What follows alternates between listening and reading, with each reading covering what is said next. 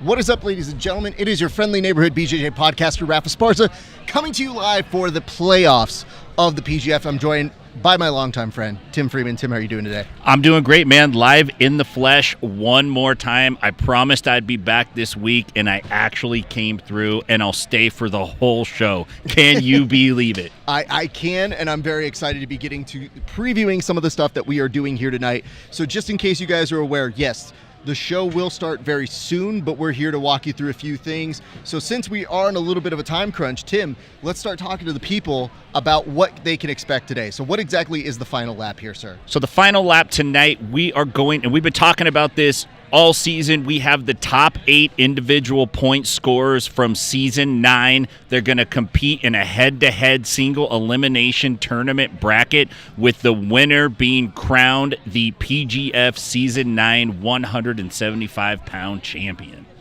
With that in mind, Tim, for us looking at all these different things, we have the 4 individuals who are also going to be doing the, battlerama? What exactly is that?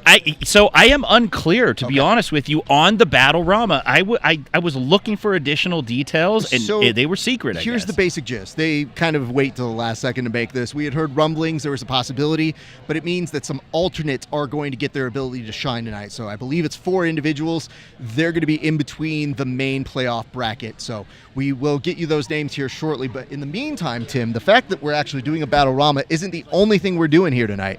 Tonight, we're also doing a princess bracket. So that means 4 young competitors are going to get the opportunity to compete in between the main playoffs. So we got 4 young girls who are going to be competing for the princess bracket. And then over to our right over here, they have all the different placards here. So we have a championship belt for the winner. We also have a belt for somebody who's going to be inducted into the Jiu-Jitsu Hall of Fame here. So lots of stuff afoot. But I want to go ahead and skip to our next topic here, Tim, because for us, we talked a little bit about how the team race played out. We'll get to predictions a little bit later. But for right now, I think it's time to give out some awards. Did you have any awards that you wanted to give out for this particular season? You know what? I did. I thought long and hard about it. And this morning I got up in the casino. Actually, I never went to bed. And I was like, what am I going to do? I was playing blackjack, and it dawned on me. Best Posse of Season 9 award, because when you come to the PGF, if you're coming John Rambo, you better be a dog. Otherwise, you got to roll deep. We've seen it week in and week out. We see the Alabama boys, they roll deep. These guys, they show up dressed to the nines. There's not an aisle left unwalked in Boot Barn after they get done, man. These guys come looking fancy and fly. We got the Wolverines, Dave Seagraves and crew trying their best to be the cast of Yellowstone. We got the Las Vegas Louis Vuitton Kings in their white billionaire sweaters. But then you got us. You got 2 guys, one who's been coming in, week out, showing up an hour before call time, literally being kicked out at the end when the lights turn on. That's true. 2 dudes who ride for each other. We got each other's backs, and if you ride with us, then you have our backs too. So I am nominating the bullpen for the Posse of the Year award. We're not always right. No. But we're mostly right. And we ain't going anywhere. So my award this year for Best Posse, it goes to me and my man right here, Rafa Esparza. I'd like to point out, congratulations. Nobody else does it remotely like us. Because you guys wonder how all this magic happens. Oh, Annex over there with freaking TJ, they're live and in person. I dare them to try and do it remote. They won't, because they're scared. So shout out to all of you guys for making this a great season for us. Some great awards there. But Tim, I think we should be moving on, because again, the proceedings are about to begin, but we got a little bit of time before they do. So I think it's time to go over what the brackets are going to be for today. So why don't you walk us through the playoff brackets while I try to get us some information about the Princess and the Battleramas. Yeah, let's do it. So we have the 8-man playoff bracket is popping off tonight. The seeding is just like classic seeding, number 1 against number 8, 2 versus 7, so on and so forth. So here's what we got. We got a rematch with Jet Thompson leading off against Sean Melanson. We follow up, which I think is probably the most balanced match of the bracket, which is Austin Oronde versus Travis Haven. Both those guys are only separated by 3 or 4 points on the board. Then we're going to see Elijah Carlton take on Jaden Groner, who literally just jumped into the board the last 2 weeks of the season. that potentially could be the biggest gap in the matchups this week, but we have to see. You got to have the match. And then we have Kevin Buehring taking on Chewy Magana. This is going to be a true test to see if Chewy's, I don't want to call it luck. It's not luck. It's just he's got the chewiness going, man. If he's still going to stay chewy or if Buehring's going to take a big bite. But great matchups. We have the potentially Jet Thompson and Elijah Carlton meet up in the finals. Yeah. Which would be fantastic. So looking forward. The other thing that's interesting is we got 2 10th Planet guys on the right side of the black bracket. If Carlton and Buehring advance, these are teammates who are going to have to scrap. 10th Planet doesn't do like fake teammate scrap matches. Like they really get after it. So I'd be interested in seeing that if we come to that. And there's a strong possibility that we could. Absolutely. And it's kind of funny because I saw some people walking around. So I can tell you CJ Murdoch is in the battlerama. I thought Derek Atkin was. I'm not quite sure about that. And so we've been trying to find out just from the other people here who exactly is involved. So I just want you to try to take a look because you might have a better view than I do. Just guess like anybody in the audience you think could be involved in the battlerama, Tim. Well, I'm doing some deductions here. Yeah, I see guys with flip-flops and shorts. I think, is that Atkins right there? I'm not sure who that cat is. That was Derek. Yeah, he's in. Oh, so is he warmed up now? I mean, he looks like he's going to be getting warm. Okay. Yeah. He definitely. Is he warmed up? He looked like he could be warm. Is the best answer. He looks warmish. I don't know. Hold on. I'm going to see if we can flag down our... Hey, Brandon. No? Okay. He said no. Hey, he's got a lot of stuff to do. I think what we just wanted, though, was trying to figure out the last 2 on the battlerama. Okay, a little bit. Just who's in the battlerama, because we don't know. Derek Adkins. So it's 1 from each team. You got Okay. Derek Adkins, Gio Ortiz, you got CJ Murdoch, and what's my other team? It's Clay Weimer. All we needed. Thank you, boss. All right. So with that in mind, those are your 4. They want to take 1 per team. That's a great opportunity for these guys to get some shine. So for us, that is the kind of information we are working with here today. But having said that, tonight you're also going to learn some 4 very cool individuals for our young competitors. I think that's a great opportunity. The families were here. It's bound to be an amazing one. So super happy about that. But we're going to move on right now. I just have to ask, though, before we do you have any instincts on who we could see in this regard? Because to me, if you're looking at it, there's a big possibility we do see Jet Thompson versus Elijah again. I think that's a strong chance. It'll be Thompson or Ronde against Carlton or Buehring. That's my own personal opinion on it. I think that's a high likelihood. I could be wrong. Any of those guys can get hot tonight and run through the bracket, but it's going to be tough. Like if you got to beat Jet Thompson and you have to beat Elijah Carlton in the same night, it's a tough night. Good luck.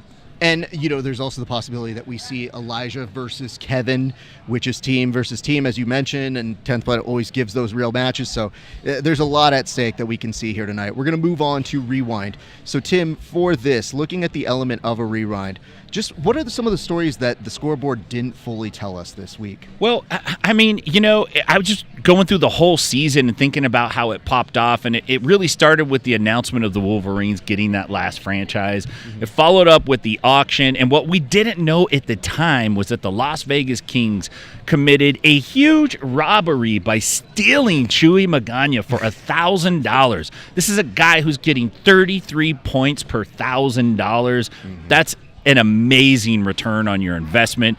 Chewy continued to do well. Then we saw the emergence of our nemesis, the shot clock, reared his ugly head off and on. There was a little drama around that.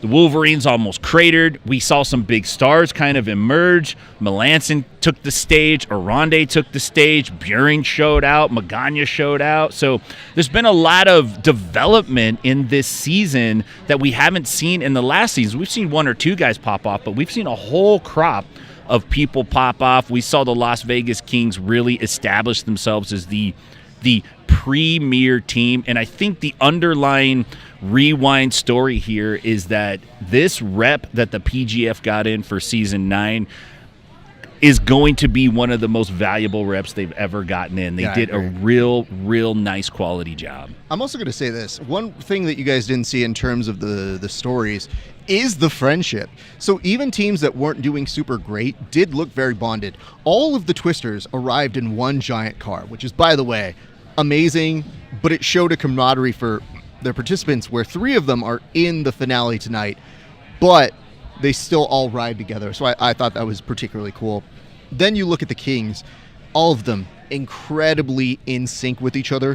A lot of them almost reciting verbatim Coach Ricky's words. Like, that's how much they were like locked in, but they all said we're all for one. And they really did mean it, because they really said, like, hey, a win for Jet is a win for Chewy. A win for Chewy is a win for Austin. A win for Austin is a win for Cam. So even though all 5 weren't necessarily in there, it is a great opportunity to see them going out and doing their stuff. So props to them. And I think it's now time to get to the more controversial element. Tim, it's time to go through some grades. So what grades would you like to ascribe some of the teams here today? So, it's tricky to grade teams, but I think going into this, the grades I would have to give for the and I'm gonna play this one straight. Las Vegas Kings get, I'm not giving an A+ because I'm a little stingier than that, but a definite A on the season. They did a fantastic job from top to bottom, beginning to end. I've had the chance to chat quite a bit with Kevin Lucas this season about their philosophy and how they approach the season, and I think it really paid off. They did nice. So I give them an A. The Alabama Twisters, B+ season, coming into their second season when they were a scrappy startup last season, showing up with Elijah Carlton, Kevin Buring, some real hot talent on that team. They roll deep. They're always here. And one thing I like is they bite down on everything they can that can give them an advantage. Yeah. And you need that. So Phenoms, I'm giving the Phenoms a C+. They showed up. They did well. They didn't sputter. They didn't run out of gas, but they couldn't quite pick up their velocity on weeks 3 and week 4 to catch the Kings. What was the grade again? C+. C+, okay. C+. Okay. Colorado Wolverines, look, I'm not giving you a D because it's your first season. I'm giving you a D because I'm giving you a C because I'll say C-. You came back from the brink. You almost cratered. You literally almost fell off the cliff in season 2, but you stayed on it. You got an amazing effort out of Jaden Groner. Without that effort, it doesn't look as great for the Wolverines, but they got an outstanding effort. So good job all around. Room for improvement, but overall, I say the whole season, I'm going B+. A B+ for who? Just for PGF. Existing. Oh, PGF, for PGF gets B+. I thought it was like, yeah. Jesus, I was like, Could not get for an A, Wolverines. but Brandon's got to work on a couple things that I don't like, and then we'll might pump him up to. I want to bring this up to you guys. These aren't far off from the grades I gave last week, but I'll kind of recap what I thought the grades were. I actually did A- for the Kings. I thought it was a near perfect season for them. They had very few stumbling blocks, and they made a big return from last year. Even though they had an individual champ last year, some incredible stuff. Yeah, I went B+ for Twisters, and then I also went a little bit further. But guys, I want to tell you this right now. It sounds like they're actually about to start right now. Here's the way it's going to work. Anything we didn't get to, we're going to address a little bit later tonight.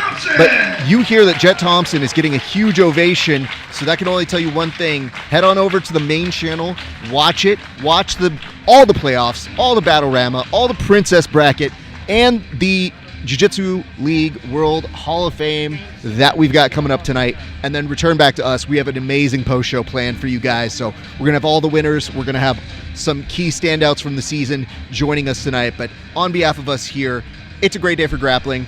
We'll see you back on the mats.